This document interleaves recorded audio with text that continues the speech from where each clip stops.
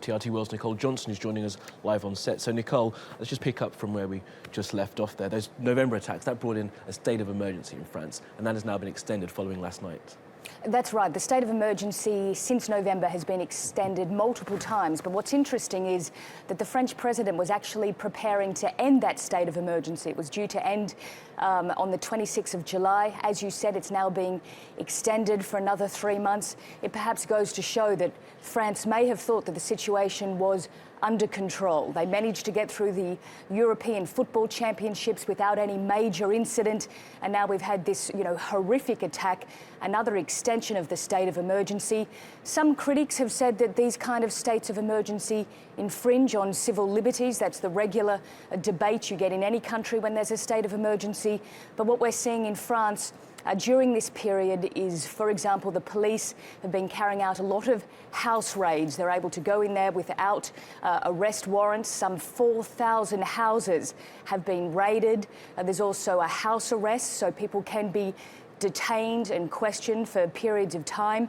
Extra money has been released to assist those border areas to try and beef up the border protection.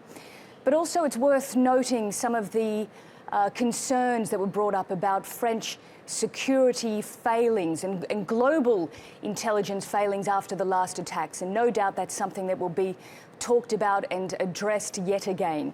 We had a parliamentary investigation after the last attack in France. It noted that there were, global intelligence failings, that there wasn't enough coordination.